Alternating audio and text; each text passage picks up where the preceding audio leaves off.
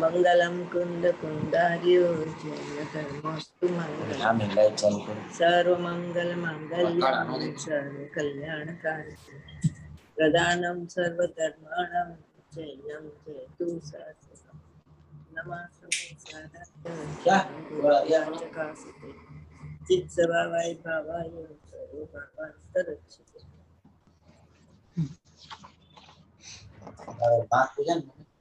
નથી નથી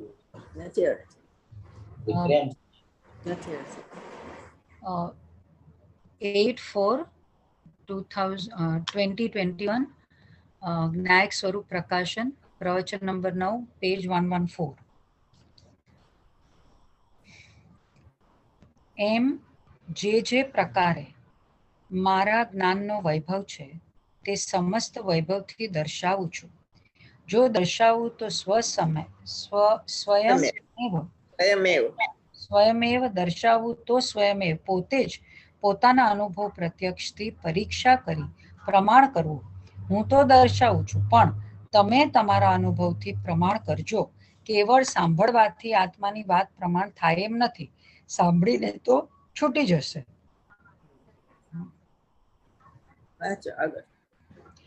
હવે કહે છે કે કાનો, માત્રા, મીંડું ક્યાંય શબ્દની પર્યાયમાં ફેરફાર થયો હોય એ બતાવે છે. જો ક્યાંય અક્ષર, માત્ર, અલંકાર, યુક્તિ આદિ પ્રકરણોમાં ચૂકી જાઉં, શબ્દશાસ્ત્રની અપેક્ષાએ જ્યાં જ્યાં કોઈ વિભક્તિ આ તે ઘણા પ્રકારો હોય છે તો એમાં દોષ ગ્રહણ કરવામાં સાવધાન ન થવું. શબ્દ મ્લેચ્છ ન થતા. અહીંયા રસ્વ ઈ જોઈએ ત્યાં દીર્ઘ ઈ મૂકી દીધી, મીંડી જોઈએ ત્યાં મીંડી મૂકી નથી. આહા, એવું કાંઈ કરીશ માં રહી જઈશ. શાસ્ત્ર સમુદ્રના પ્રકરણ બહુ છે માટે અહીં સ્વસંવેદન રૂપ અર્થ પ્રધાન છે. તેથી અર્થની પરીક્ષા કરવી, પ્રયોજનની પરીક્ષા કરવી, અનુભવ કેમ થાય એ ખાસ વાત છે. આ બસ, બીજું કાંઈ નહીં. એટલે આ શબ્દ મળે જ છે ને એ અગત્યનો શબ્દ છે. એટલે શું શબ્દને પકડે અને ભાવને ન પકડે તો એને શબ્દ મલેચ્છ કહેવામાં આવે છે. 8મી ગાથામાં કીધું ને કે મલેચ્છની ભાષામાં તમે સમજાવો તો એ સમજી જાય.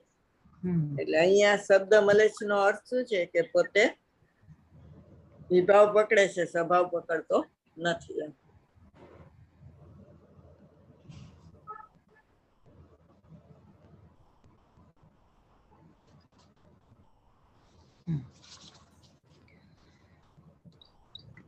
ભાવાર્થ. આચાર્યએ આગમનું સેવન 4 પ્રકારે કહ્યું. પહેલું આગમનું સેવન, બીજું યુક્તિનું અવલંબન એ સ્યાદ્વ્યાજથી કથનચિત એમ પરાપર ગુરુનો ઉપદેશ, 3 અને સ્વસંવેદન એ 4 પ્રકાર ઉત્પન્ન થયેલ પોતાના જ્ઞાનના વૈભવથી એકત્વ વિભક્ત શુદ્ધાત્માનું સ્વરૂપ દેખાડે છે. તેને સાંભળનારા હે શ્રોતાઓ, પોતાના સ્વસંવેદન પ્રત્યક્ષથી પ્રમાણ કરો.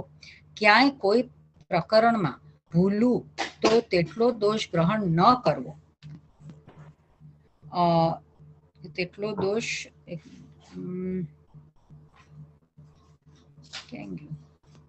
તે સાંભળનાર હે શ્રોતા, પોતાના સ્વસંવેદન પ્રત્યક્ષથી પ્રમાણ કરો. ક્યાંય કોઈ પ્રકરણમાં ભૂલું તો તેટલો દોષ ગ્રહણ ન કરવો એમ કહ્યું છે. અહીં પોતાનો અનુભવ પ્રધાન છે. અહીં આ શાસ્ત્રમાં શુદ્ધાત્માનો અનુભવ તે પ્રધાન લક્ષણ લખેલ છે. તેનાથી શુદ્ધ સ્વરૂપનો નિશ્ચય કરો. અનુભવથી શુદ્ધ આત્માનો નિર્ણય કરો. અનુભવથી જેવો છે તેવો આત્માનો નિર્ણય કરો એમ કહેવાનો આશય છે. શુદ્ધાત્માનો અનુભવ તે પ્રધાન લક્ષણ લખેલ છે. એવું ક્યાં એવું શાસ્ત્રમાં? શુદ્ધાત્માનું લક્ષણ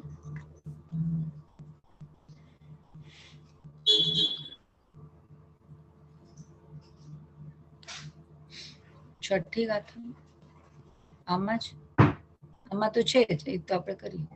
અમૃતચંદ્ર આચાર્ય કે છે ને આત્મખ્યાતિ એટલે શુદ્ધાત્માનો અનુભવ, આત્માની પ્રસિદ્ધિ, આત્મખ્યાતિ. ટીકાનું નામ જ એ છે. લક્ષણ એ બતાવે જેનાથી આત્માની ખ્યાતિ થાય. તો આવતી સમજો ને તમે, એમાં આત્માની ખ્યાતિ. એટલે શુદ્ધાત્માનો અનુભવ તે પ્રધાન લક્ષણ લખેલ છે. આત્મ પ્રસિદ્ધિ કયો, આત્મખ્યાતિ કયો, સાચયો સમયસાર કે ને એ દ્રવ્યનો નિશ્ચય છે, અને આત્મખ્યાતિ છે એ પર્યાયનો નિશ્ચય છે.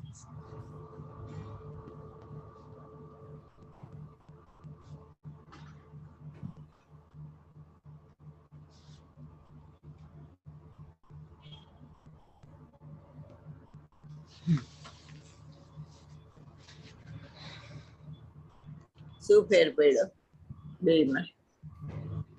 દ્રવ્યનો નિશ્ચય એટલે અપરિણામી ત્રિકાળી ધ્રુવ, અને પર્યાયનો નિશ્ચય એટલે શુદ્ધ પરિણતિ કે શુદ્ધ ઉપયોગ?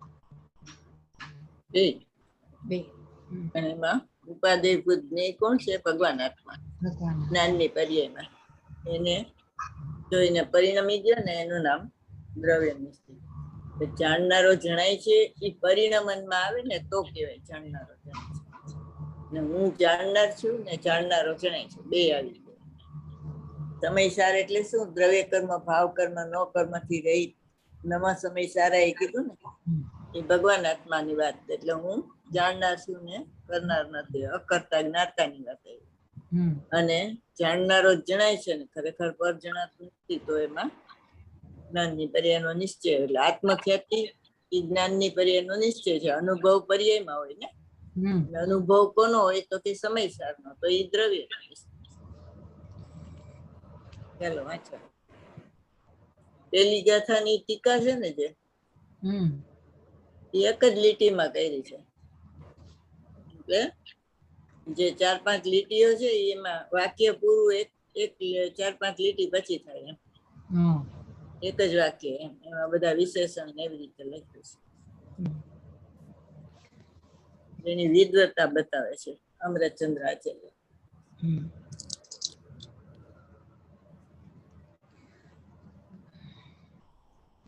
હવે છઠ્ઠી ગાથા આવે છે. મૂળ એકત્વ વિભક્ત આત્માને હું મારો નિજ વૈભવથી દર્શાવીશ, પણ દર્શાવ્યો નહીં. એમાં પાંચમી ગાથામાં એકત્વ નિશ્ચયને હું દર્શાવીશ, અને દર્શાવું તો પ્રમાણ કરજો. પણ એકત્વ વિભક્ત શું? એકત્વ વિભક્ત આત્માની વાત આ શાસ્ત્રમાં મારે કરવી છે.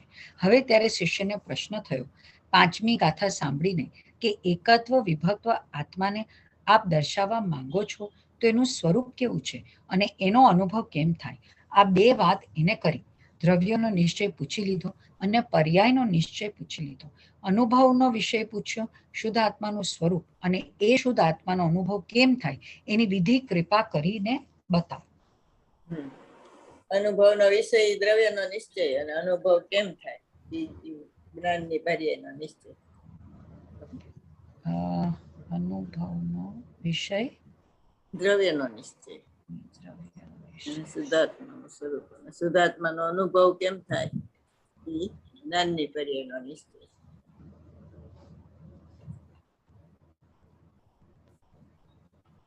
એકત્વ વિભક્ત કીધું ને, પાંચમી ગાથામાં પ્રતિજ્ઞા કરી કે હું એકત્વ વિભક્ત ભગવાન આત્માની વાત કહીશ.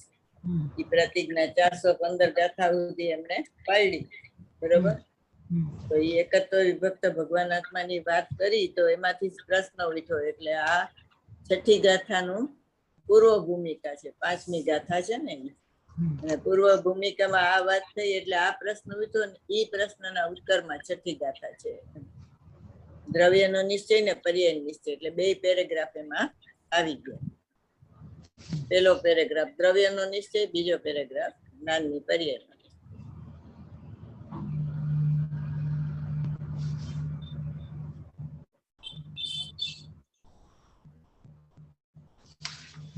ચાર ગાથા સુધી એકત્વ નિશ્ચયની વાત કરી, એટલે અનાદિ અનંત જ્ઞેયની વાત કરી હતી. પાંચમી ગાથામાં એકત્વ વિભક્ત, 4 ગાથા સુધી એકત્વ નિશ્ચય, અને આમાં એકત્વ વિભક્ત, એટલે આ દ્રવ્યની ત્રિકાળી ધ્રુવ દ્રવ્યની વાત છે, અનુભવના વિષયની. અને ઓલો અનાદિ અનંત જ્ઞેયની વાત છે, અનાદિ અનંત ધ્યેયની વાત છે.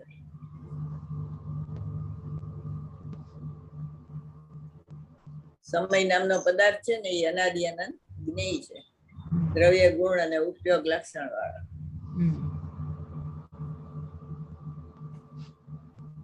પરમ પારણામિક ભાવ ને જ્ઞાન દર્શન ગુણ એ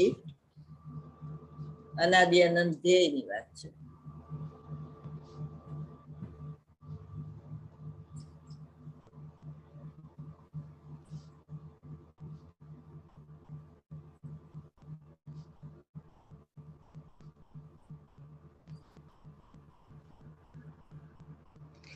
અને અનાદિ અનંત ધ્યેય એ પાંચમી ગાથા. પાંચમી ગાથા ને છઠ્ઠી ગાથામાં એને આપે છે. છઠ્ઠી ગાથા. પાંચમી ગાથામાં એની પ્રતિજ્ઞા કરે છે. એક તો વિભક્ત ભગવાન આત્માની વાત કહીશ.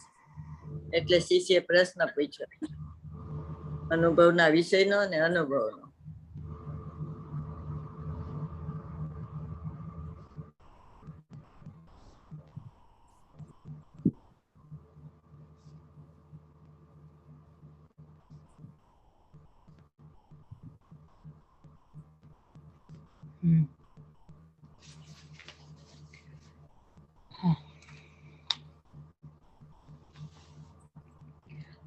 આ એક પ્રશ્નની અંદર એ ઉત્તર રૂપ આખી ગાથા આવી ગઈ.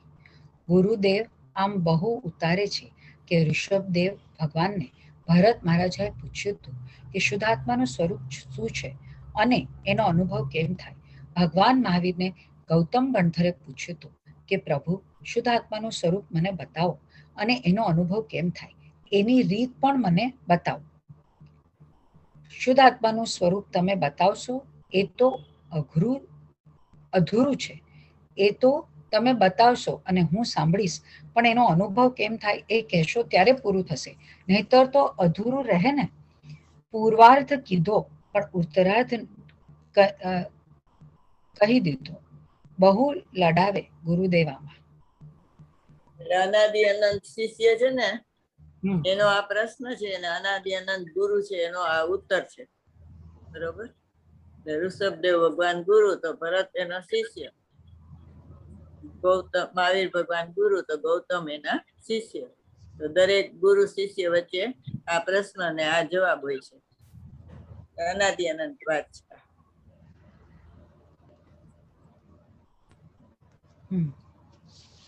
જો અનુભવનો વિષય છે ને એ ક્યારેય ગૌણ ન થાય, સર્વથા મુખ્ય જ રહે. તેમ છતાં એટલા અનુભવના વિષયથી અનુભવ ન થાય. પરિણમન થાય ત્યારે મોક્ષ માર્ગ શરૂ થાય. એટલે બેયની વાત પૂછી છે, ધ્યેય પૂર્વક જ્ઞેય. અનાદિ અનંત ધ્યેય અને ધ્યેય પૂર્વક જ્ઞેયથી ફક્ત અનુભવના વિષયથી ઓલું ન થાય ને, અનુભવ ન થાય. જો એમ કીધું ને કે શુદ્ધાત્માનું સ્વરૂપ તમે બતાવશો તો અધૂરું છે. એટલે એકલો તમે શુદ્ધાત્માને જોવો અને પરિણમન ન કરો તો મોક્ષ માર્ગ ન ચાલુ થઈ જાય. બરોબર. એ ઇન્દ્રિય જ્ઞાનમાં એ જ્ઞાન રહ્યું, ધારણામાં રહ્યું, પણ તમારા જ્ઞાનમાં એ ન આવ્યું. જ્ઞાનમાં આવે ત્યારે અનુભવ થાય ત્યારે કહેવાય કે એ પૂરું થયું કામ. પછી અનુભવ કેમ થાય એ કેજો તો કામ પૂરું થશે. એમ પૂર્વાર્ધ છે ધ્યેય અને ઉત્તરાર્ધ છે ધ્યેય પૂર્વક જ્ઞેય. પૂર્વાર્ધ છે ધ્યેય, ધ્યેય અને ઉત્તરાર્ધ છે ધ્યેય પૂર્વક જ્ઞેય. એટલે નવું અભેદ, ઓલું જૂનું અભેદ છે. ઉત્તરાર્ધ પૂર્વાર્ધ છે એ જૂનું અભેદ, ઉત્તરાર્ધ છે એ નવું અભેદ. સમય નામનો પદાર્થ છે એ અનાદિ અનંત અભેદ જ્ઞેય.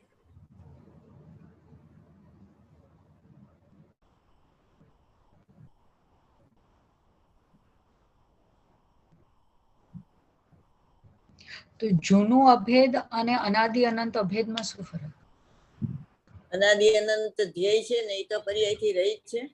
અને સમય નામનો પદાર્થ કીધો ને આપણે, 6 દ્રવ્ય ને સમય કહેવાય. એમાં જીવને જુદો પડ્યો. જીવ કેવી રીતે કે જાણતો પરિણમે, બીજી ગાથામાં કીધું. 7 બોલથી સમય નામનો પદાર્થ કીધો. એ પદાર્થની સિદ્ધિ કરો એમાં પ્રયોજન સિદ્ધિ ન થાય. પણ એ પ્રમાણમાંથી નિશ્ચય કાઢે એ જીન વચનમાં કુશળ છે. એટલે એમાંથી ત્રિકાળી ધ્રુવ ભગવાન આત્માનું તમે લક્ષ કરો અને પછી એકલું લક્ષ થી ન મેળ ખાય, પરિણમન થાય ત્યારે કામ પૂરું થાય. એટલે પરિણમન ને એ નવું અભેદ. એ તો નવું અભેદ, પણ જે અનાદિ અનંત અભેદ છે સમય નામનો પદાર્થ, એ જ જૂનું અભેદ નહીં? ના, એ જૂનું અભેદ એ જૂનું છે, પણ ઓલું પર્યાય થી રહિત થયું અને આ પર્યાય થી સહિત ઉપયોગ લક્ષણ સહિત છે. દ્રવ્ય ગુણ અને ઉપયોગ લક્ષણ ત્રણેય આવે, અને ઓલામાં ઉપયોગ લક્ષણ ન આવે, ઉપયોગ ગુણ આવે. એમાં ગુણ અને ઉપયોગ લક્ષણ સહિત. અને આમાં જે પૂર્વાર્ધ કીધો છે જૂનું અભેદ, એમાં ખાલી જે સમય નામનો પદાર્થ છે એમાં દ્રવ્ય ગુણ ને ઉપયોગ લક્ષણ સહિત વાળો આવે. નહીં, ધ્યેય અનાદિ અનંત ધ્યેય છે ને એ પૂર્વાર્ધ. હા, હું તો સમય નામના પદાર્થ ની વાત કરું છું. ઈ નો આવે આમાં.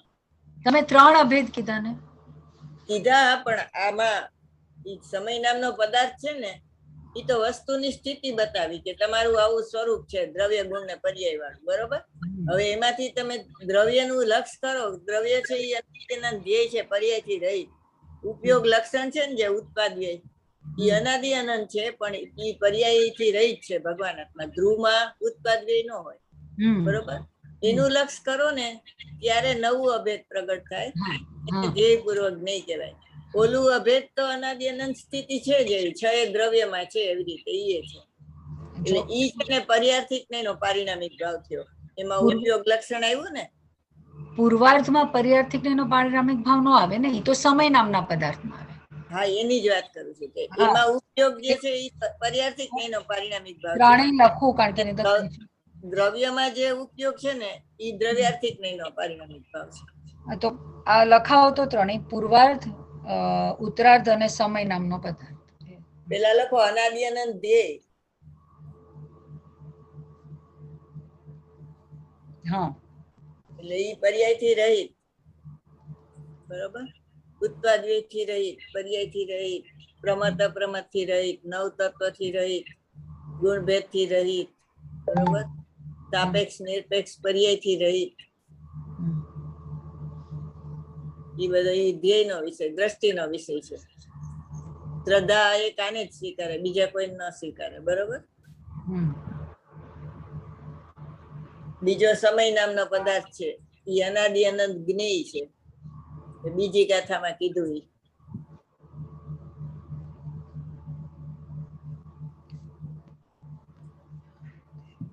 અનાદિ અનંત જ્ઞેય નહીં, જાણે જાણતો પરિણામે છે, બરોબર?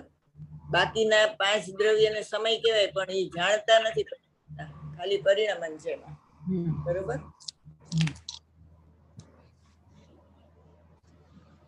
જાણે ને પરિણામે એવી બે ક્રિયા એક સાથે થાય છે સમય નામના પદાર્થમાં. એટલે ઉપયોગ લક્ષણ છે એ જાણે છે અને ભગવાન આત્મા છે એમાં જણાય છે નિરંતર. આવું અનાદિ અનંત આવું ફંક્શન ચાલુ છે તમારામાં, બરાબર?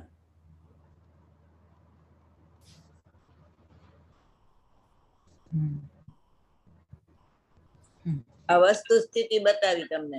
હવે અજ્ઞાની શું ભૂલ કરે છે કે ઉપયોગનો દુરુપયોગ કરે છે. એટલે ઉપયોગ પ્લસ પરનું લક્ષ એટલે પર સમય થઈ ગયો, અને ઉપયોગ પ્લસ સ્વનું લક્ષ એટલે સ્વ સમય થઈ ગયો. બે માં પ્લસ થયું ને એટલે બે ઉપાધિ છે, સ્વ સમય ને પર સમય. ઉપયોગ પ્લસ પરનું લક્ષ એટલે પર સમય, અને ઉપયોગ પ્લસ સ્વનું લક્ષ એટલે સ્વ સમય. એ બે ઉપાધિ થઈ ગઈ. સમય નામનો પદાર્થ છે એ નિરુપાધિ છે. સ્વસમય કેમ ઉપાધિ થઈ? પ્લસ થયું ને એમાં, ઉપયોગ પ્લસ એટલે એમાં કર્મના અભાવ આવે એ ઉપાધિ કહેવાય, કર્મનો સદભાવ હોય એ ઉપાધિ કહેવાય. સમય નામનો પદાર્થ છે એ તો કર્મથી નિરપેક્ષ છે, અનાદિ અનંત.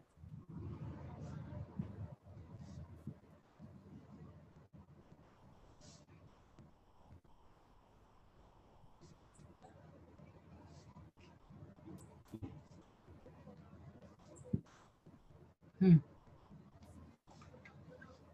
હમ ત્રીજું છે કે ધ્યેય તમે કર્યું, પ્રમાણમાંથી નિશ્ચય કાઢ્યો અને ત્રિકાળી ધ્રુવ ભગવાન આત્માનું ધ્યેય કર્યું, તો આનંદ મૂર્તિને જોતા આનંદ આવ્યો, તો એ અધ્યાત્મ પ્રમાણ થયું. ઓલું અનાદિ અનંત પ્રમાણ હતું, આ અધ્યાત્મ પ્રમાણ થયું. સમય નામનો પદાર્થ હતો ને, એ ઉપયોગ લક્ષણ વાળો અનાદિ અનંત પ્રમાણ, અને આ શુદ્ધોપયોગ લક્ષણ વાળું ધ્યેય પૂર્વક ધ્યેય થયું ને, એ અધ્યાત્મ પ્રમાણ થયું.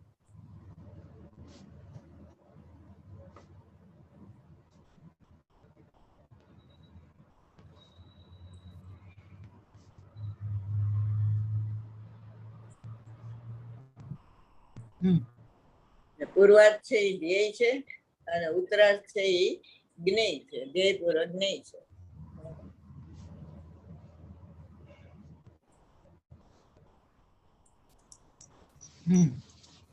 જૈન દર્શનમાં પર્યાયને અલગથી જોવાની વ્યવસ્થા નથી.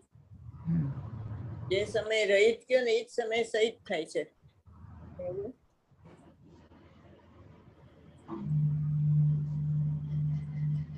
રહિતની મુખ્યતા પછી શાદી અનંત કાળ સુધી રહે છે.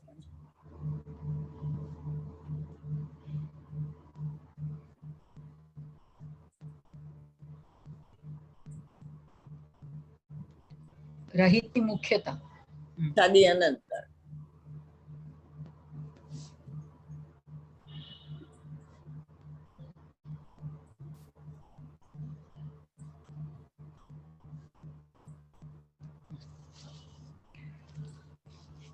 તત્વસૂત્રમાં છે ને, સર્વ સંબંધની નાસ્તી કીધી બીજા દ્રવ્ય સાથે, એટલે 6 દ્રવ્ય, બીજા જીવ દ્રવ્ય પણ લઈ લેવાના, પણ ગુરુ શિષ્યને સંબંધને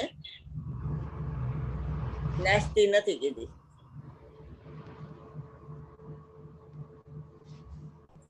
ગુરુ પામ્યા છે ને શિષ્ય પામે છે, એવી સંધિ અનાદિની.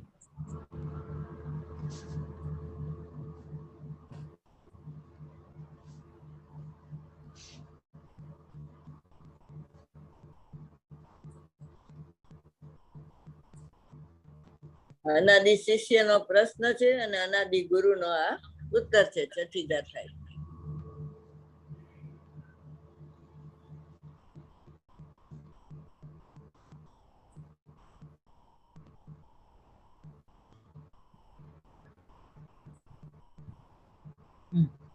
હું કોણ છું એ પ્રશ્નનો ઉત્તર મળે ને આમાં, એટલે અધ્યાત્મમાં પ્રવેશ થાય.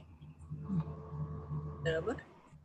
હું કોણ છું એ પ્રશ્નનો ઉત્તર છે આમાં, છઠ્ઠી જાથા. કોણ છું, ક્યાંથી થયો, શું સ્વરૂપ છે મારું, કોના સંબંધે વર્ગણા, રાખું કે પરિહરું.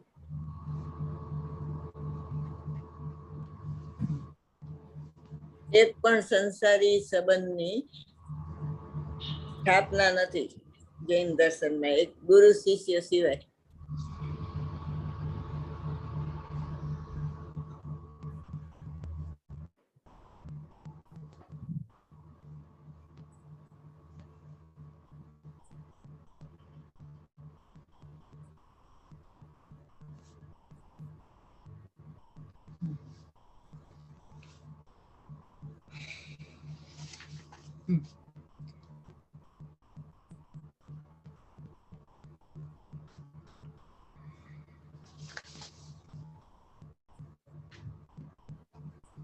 વાંચો આગળ.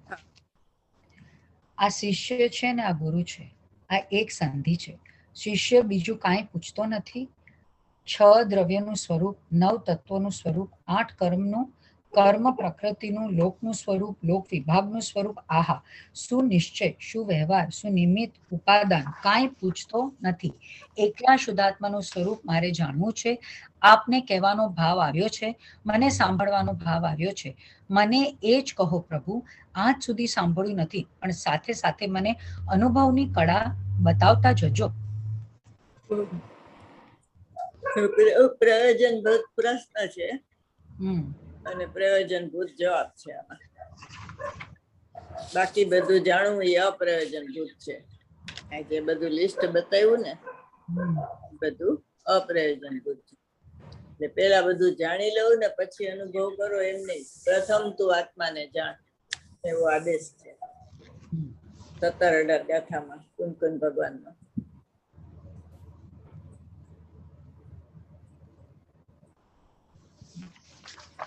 આવા પ્રયોજનભૂત પ્રશ્ન પૂછાય ને તો જ્ઞાનીને ગમે, બરોબર? કારણ કે એમાંથી પ્રયોજનની સિદ્ધિ થાય છે.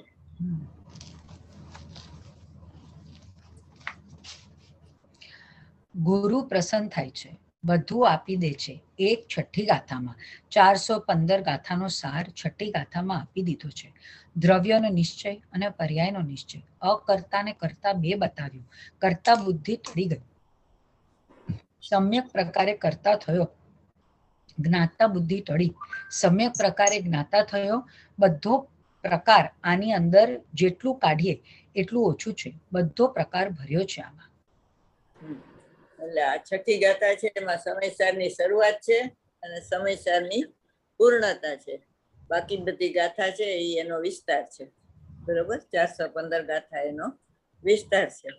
એટલે એમ કે છે કે દ્રવ્યનો નિશ્ચય ને પર્યાયનો નિશ્ચય બેયનો સમય એક છે. તો દ્રવ્યનો નિશ્ચય પ્રગટ થતા અકર્તા થયો, પોતે અકર્તા જ્ઞાતા થયો, બરોબર? તો એમાં શું થયું? કરતા બુદ્ધિ ગઈ અને કર્તાનો ઉપચાર આવ્યો હવે, પણ કરતા બુદ્ધિ નથી, બરોબર? અને જ્ઞાનની પર્યાયના નિશ્ચયમાં જાણનારો જણાય છે ને ખરેખર પર જણાતું નથી. તો પરને જાણતું તું ઇન્દ્રિય જ્ઞાન ઈ જ્ઞાતા બુદ્ધિ હતી. તો એ જ્ઞાતા બુદ્ધિ ટળી અને ઇન્દ્રિય જ્ઞાન તો હજી રહ્યું, એટલે એને જ્ઞાતાનો ઉપચાર કહેવામાં આવે છે. હવે એમાં એકત્વ નથી. ઈ કરતા બુદ્ધિ ટળતા જે વૈરાગ્ય પ્રગટ થયો ને કે શુભાશુભ ભાવનો હું કરનાર નથી, એમાં વૈરાગ્ય પ્રગટ થાય છે. અને શુભાશુભ ભાવ પર્યાયમાંથી જતા રહીએ એને વિતરાગતા કહેવામાં આવે છે, બરોબર? એટલે જે દર્શન મોહ ટાળવાની વિધિ હતી એ ચારિત્ર મોહ ટાળવાની વિધિ થઈ. એમ જ્ઞાતા બુદ્ધિ જતા જ્ઞાતાનો ઉપચાર રહે છે અને પછી એ જ્ઞાતાનો ઉપચાર ટળે છે, કેવળ જ્ઞાન પ્રગટ થાય છે. એટલે સર્વજ્ઞપણું પ્રગટ થાય છે. જ્ઞાતા બુદ્ધિ ટળે ત્યારે ભાવશ્રુત જ્ઞાન પ્રગટ થાય છે. જ્ઞાતા બુદ્ધિ ટળે એટલે ભાવશ્રુત જ્ઞાન પ્રગટ થાય અને પછી જ્ઞાતાનો ઉપચાર ટળે એટલે સર્વજ્ઞપણું કેવળ જ્ઞાન પ્રગટ થાય.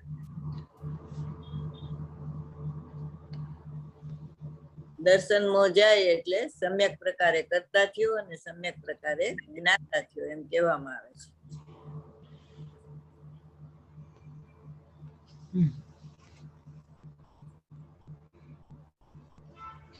જ્ઞાતાનો ઉપચાર ટળે ત્યારે સમ્યક પ્રકારે, પણ ત્યારે તો કેવળ જ્ઞાન પ્રકટ થાય છે. હા, તમે એમ જ કીધું, જ્ઞાતાનો ઉપચાર ટળે ત્યારે સર્વજ્ઞ થાય અને જ્ઞાતા બુદ્ધિ ટળે ત્યારે જ્ઞાતા ઉપચાર રહે, ત્યારે જ્ઞાતા. એટલે ભાવશ્રુત જ્ઞાન પ્રગટ થાય જ્ઞાતાના ઉપચાર. ચોથે થી લઈને 12મા અંત સુધી રહે એમ. અને ઇન્દ્રિય જ્ઞાન રહે, ઇન્દ્રિય જ્ઞાન પહેલેથી 12મા સુધી.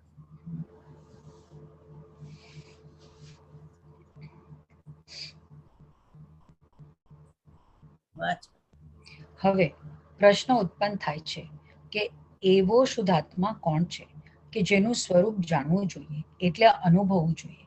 એ શુદ્ધાત્માનું સ્વરૂપ કેવું છે બતાવો કૃપા કરીને. એ પ્રશ્નના ઉત્તરમાં ગાથા સૂત્ર કહે છે, જે માંગે છે એને કહેવામાં આવે છે. ગુરુદેવ કહે હો, જે આવે આંગળે ને પૂછે એને કહેવામાં આવે છે. સામેથી ગુરુ જતા નથી કહેવા માટે. શ્રોતા, પ્રશ્ન પૂછ્યો છે તો ઉત્તરમાં ગાથા આપે છે. હા, જે પૂછે એને ઉત્તર આપે અને જે પૂછ્યું હોય તેનો જ ઉત્તર. પ્રકારાંતર નહીં. પ્રશ્ન કાંઈ ને જવાબ કાંઈ આપે એ બરાબર નહીં. એવું ન હોય જ નહીં. સમર્થ આચાર્ય ભગવાન તો પ્રશ્ન પૂછે એનો જ ઉત્તર આપે, બીજો ઉત્તર જ ના આપે. પછી એ ઉત્તરમાં સર્વાંગ કર્મની થિયરી, કર્મ બંધાય, કર્મ ઉદયમાં આવે, કર્મમાં જોડાય તો આમ થાય ને ન જોડાય તો આમ થાય, એ બધી વાત એમાં કહી દેશે.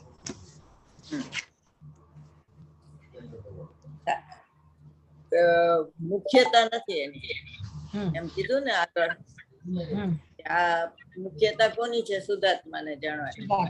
પણ નવ તત્વનું સ્વરૂપ, 8 કર્મનું, કર્મ પ્રકૃતિ, લોકનું સ્વરૂપ, લોક વિભાગનું સ્વરૂપ, શું નિશ્ચય, શું વ્યવહાર, શું નિમિત્ત, શું ઉપાદાન, એ બધાની મુખ્યતા નથી. પણ એ આત્માને સમજાવતા સાથે આ પરિસ્થિતિ હોય છે એનું જ્ઞાન કરાવી દે છે.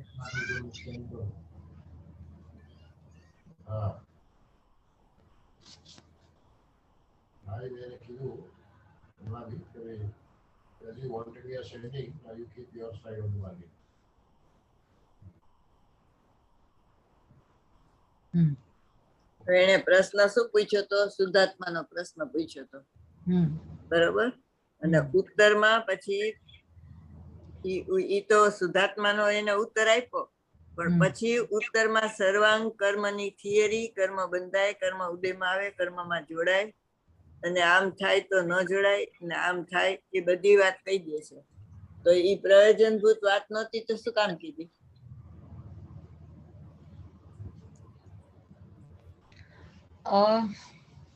અસ્થિને સમજવા માટે નાસ્તિએ સમજવી પડે ને કે શું નથી, તો પછી એ ભૂલ ન થાય ને અસ્થિની સાથે. કારણ કે જે પ્રાથમિક છે, જે અબૂત છે, એ તો પરમાં એકત્વ કરીને બેઠો છે. તો પછી પરનું ખબર પડે કે આ પર છે તો પછી એને સમજાય ને કે તો હું આ સ્વ છું, ઓલું પર છે. આપણે તો અહીં છઠ્ઠી ગાથાને લગતો જવાબ આપવાનો છે ને. છઠ્ઠી ગાથામાં આ વાત ક્યારે આવે છે? કર્મ બંધાય છે, કર્મ ઉદયમાં આવે છે.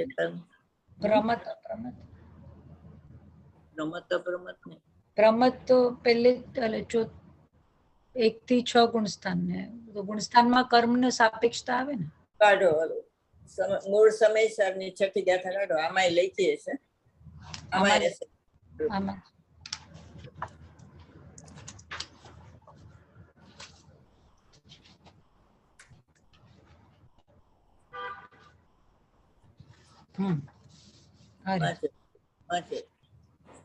હવે પ્રશ્ન ઉપજે છે કે એવો વાત આવે ને ત્યારે અટકજો.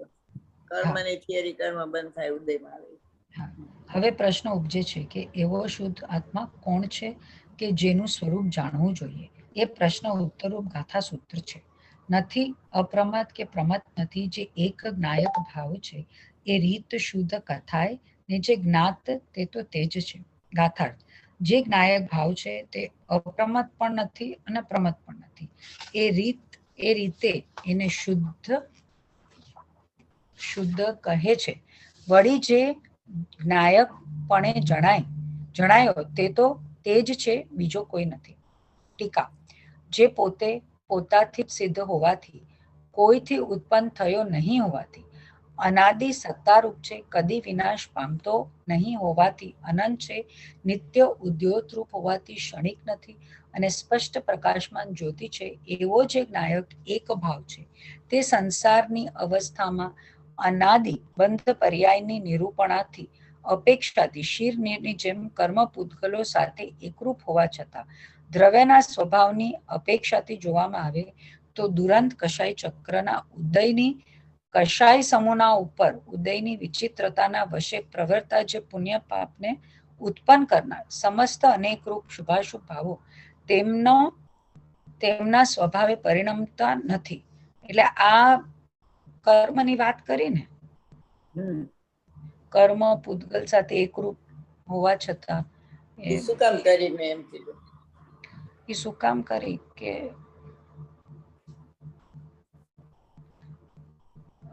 કરનાર સમસ્ત તેમના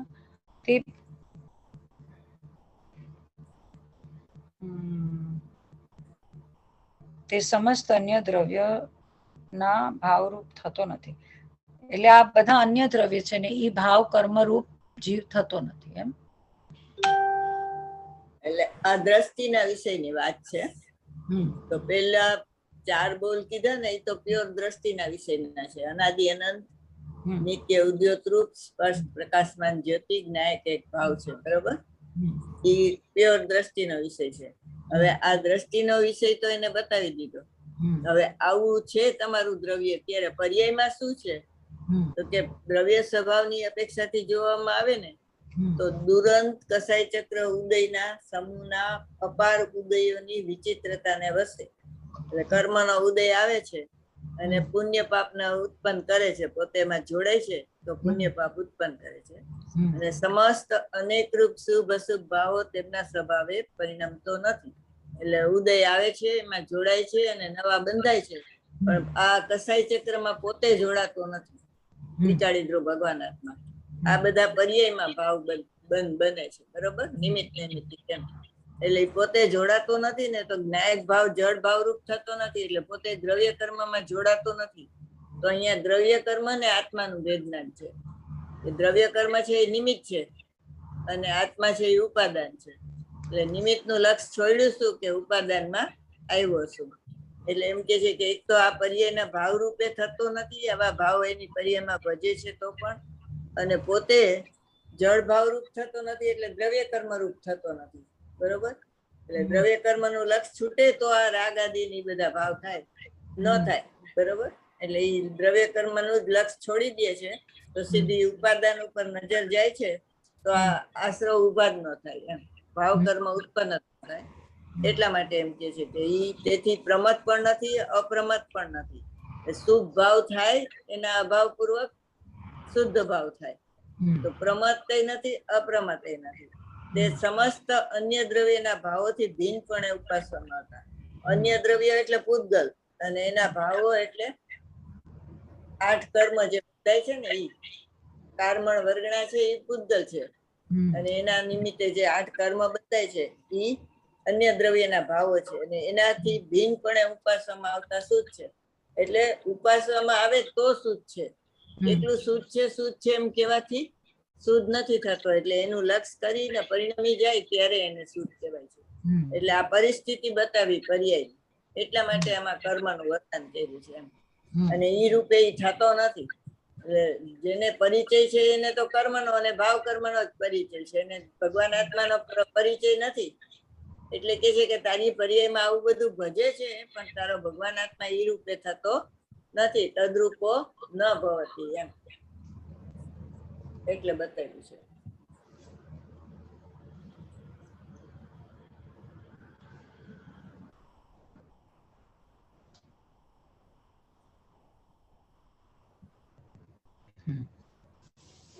બે પેરેગ્રાફ છે દ્રષ્ટિના. એક તો પ્યોર ત્રિકાળી ધ્રુવ ભગવાન આત્માનું કીધું અને પર્યાયમાં આવા ભાવ ભજે છે ત્યારે ઈ રૂપે થતો નથી એમ કહીને દ્રષ્ટિનો વિષય જ બતાવ્યો. એટલે પેલો પેરેગ્રાફ આખો દ્રષ્ટિના વિષયનો છે. એ આપણે પૂરો. બરાબર, ચાલ પૂરું કરશું. ચાવાણી કે જ્ઞાન સે સૂજે લોકાલોક સોવાણી મસ્તક સદા. જય જીને.